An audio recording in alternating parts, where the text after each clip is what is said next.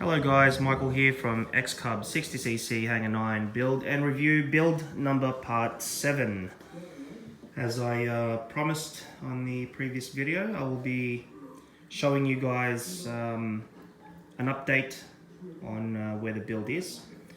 So from picking up from the last video that I did, I was installing the horizontal stabilizers, elevators, and rudder and vertical stabilizers.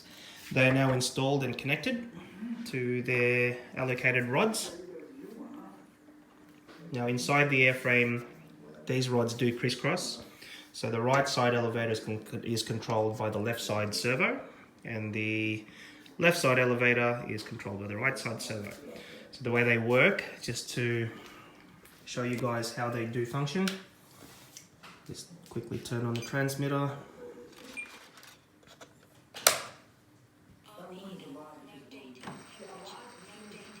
I love the soft start of the high-tech servos. It doesn't matter what position you leave them in, they gently and softly whir back into their allocated places. I'll do that again for you guys to see. So, for example, if you end up in transportation with that kind of an elevator setting, as soon as you switch on your flight pack transmitter, they were back into place. Very thoughtful of high tech to do that. It's a very, very good feature. It doesn't do any damage to your servos, and it also extends the life of the gears inside just by that soft start feature. So just to quickly give you an overview on how I finished up with the installation of the elevators, because I'm about to, or part 7 is the rudder pull system. But I didn't do an update on the elevators when I installed them. So the way they work, I installed them on the second hole, which is 25T on your servo arms. So you get both deflection and you get torque. If I had have put them on the outer ones, which the instruction manual did specify to use the outside hole, I am getting enough deflection with the elevators, and I did measure them. I think they're 70 up and 55 down if I'm not mistaken. But I get enough deflection having them on the second one. Now for those of you that don't know what the meaning of those holes are, the outer holes obviously give you the most deflection. However, the inner holes give you more torque. Now to get the balance of both, because the elevators are a very important surface because they do carry the weight of the plane going up and down.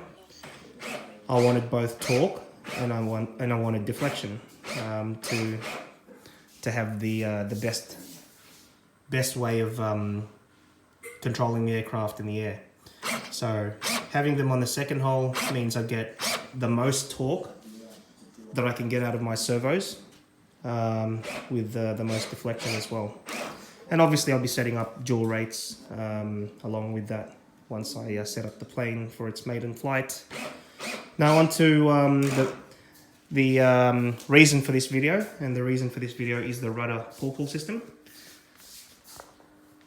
What I've done so far is just feed the cables through. Now for those of you who are not aware what a rudder pull system is, basically what it is 2 cables controlled by one servo. Instead of having a 2 servo system for this aircraft for the rudder, it's got a single servo. Again, a very important feature to have, very important thing to have is a good servo for the rudder, because it does obviously control your yaw on the aircraft.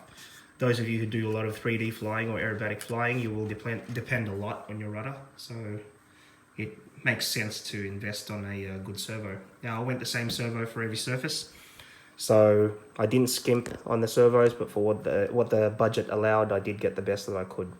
So the rudder pull system is basically as it states. One side pulls, whereas the other one slacks off.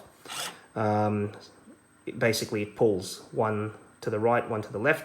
As one to the, for example, if I go right rudder, that means this part here will be relaxing, whereas that part there will be pulling.